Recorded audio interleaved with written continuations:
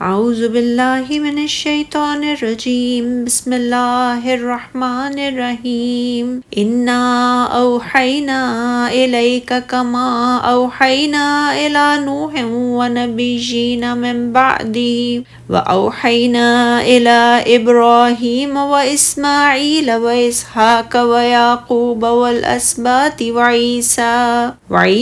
وایوب ویونس وہارون وسلیمان وآتینا داود الزبورا ورسلا قد قصصناهم علیک من قبل ورسلا لم نقصصهم علیک وکلم اللہ موسیٰ تکلیما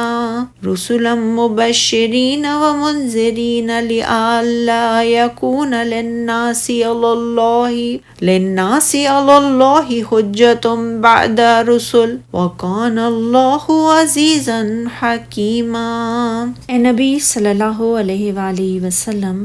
بے شک ہم نے آپ کی طرف وحی کی جیسے ہم نے نوح اور ان کے بعد دوسرے نبیوں کی طرف وحی کی، اور ہم نے ابراہیم، اسماعیل، اسحاق، یعقوب اور ان کی اولاد اور عیسیٰ، ایوب، یونس، ہارون اور سلیمان کی طرف وحی کی، اور ہم نے داود کو زبور عطا کی، اور ہم نے کئی رسول بھیجے۔ اس سے پہلے ہم ان کا حال آپ کے سامنے بیان کر چکے ہیں، اور کئی رسول ایسے ہیں کہ ان کا حال ہم نے آپ کے سامنے بیان نہیں کیا، اور اللہ نے موسیٰ سے خاص طور پر کلام کیا اور خوشخبری دینے والے اور ڈرانے والے رسول بھیجے، تاکہ رسولوں کے بعد لوگوں کے لیے اللہ کو الزام دینے کی کوئی گنجائش نہ رہے، اور اللہ بڑا زبردست خوب حکمت والا ہے۔ حضرت ابن عباس رضی اللہ تعالیٰ عنہ نے فرمایا کہ سکین اور عدی بن زید نے کہا، اے محمد صلی اللہ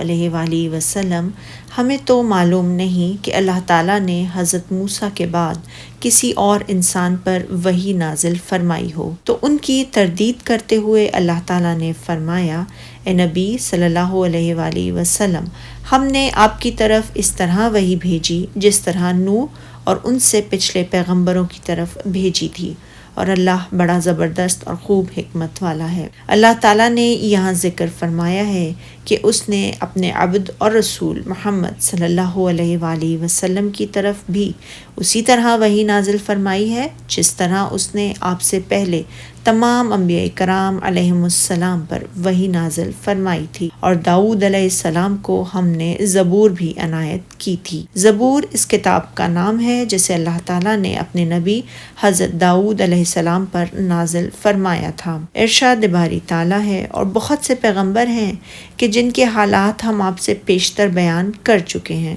اور بہت سے پیغمبر ہیں جن کے حالات آپ سے بیان نہیں کیے۔ یعنی اس آیت میں پہلے مکی اور غیر مکی صورتوں میں جن انبیاء کرام علیہم السلام کا اللہ تعالیٰ نے قرآن مجید میں ذکر فرمایا، ان کے اسماء گرامی آدم، ادریس، نوح،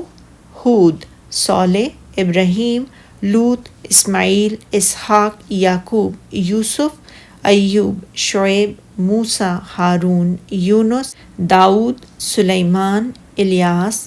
یسع، زکریا، یحییٰ، عیسیٰ۔ بہت سے مفسرین کے نزدیک ذوالکفل بھی نبی ہیں، اور ان سب کے سردار حضرت محمد صلی اللہ علیہ وآلہ وسلم۔ ان کے علاوہ بہت سے حضرات انبیاء کرام ہیں جن کا قرآن مجید میں ذکر نہیں ہوا۔ ارشاد باری تعالیٰ ہے، اور اللہ تعالیٰ نے موسیٰ علیہ السلام کو ہم کلامی کے شرف سے نوازا ہے، اسی وجہ سے آپ کو کلیم بھی کہا جاتا ہے۔ ارشاد باری تعالیٰ ہے، سب پیغمبروں کو خوشخبری سنانے والے اور ڈرانے والے بنا کر بھیجا تھا، یعنی ان کو خوشخبری سناتے تھے جو اللہ کی اطاعت کرتے اور نیکیوں کے ساتھ اس کی خوشنودی کے طالب ہوتے تھے، اور ان کو اللہ تعالیٰ کے عذاب اور سزاؤں سے ڈراتے تھے جو اس کے حکم کے مخالفت کرتے اور اس کے رسولوں کی تکذیب کرتے تھے، تاکہ پیغمبروں کے آنے کے بعد لوگوں کے لیے اللہ پر حجت اور الزام کا موقع نہ رہے، اور اللہ غالب حکمت والا ہے۔ یعنی اللہ تعالیٰ نے خوشخبری سنانے اور ڈرانے کے لیے اپنی کتابیں نازل فرمائیں۔ اپنے رسولوں کو مبعوث فرمایا اور وہ سب کچھ واضح فرما دیا جسے وہ پسند فرماتا اور ناپسند فرماتا ہے، تاکہ کسی کے پاس کوئی عذر باقی نہ رہے کہ اسے تو خبر ہی نہ ہوئی، جیسا کہ اللہ تعالیٰ نے فرمایا سورہ طٰہٰ میں، اور اگر ہم بلا شبہ ان کو پیغمبر کے بھیجنے سے پیشتر کسی عذاب سے ہلاک کر دیتے تو وہ کہتے، اے ہمارے پروردگار، تو نے ہماری طرف کوئی پیغمبر کیوں نہ بھیجا کہ ہم ذلیل اور رسوا ہونے سے پہلے تیرے کلام و احکام کی پیروی کرتے۔ اسی طرح یہ بھی فرمایا سورہ قصص میں، اگر یہ بات نہ ہوتی کہ ان کے اپنے ہاتھوں آگے بھیجے ہوئے اعمال کی وجہ سے کوئی مصیبت پہنچتی تو یہ کہہ اٹھتے، اے ہمارے رب، تو نے ہماری طرف کوئی رسول کیوں نہیں بھیجا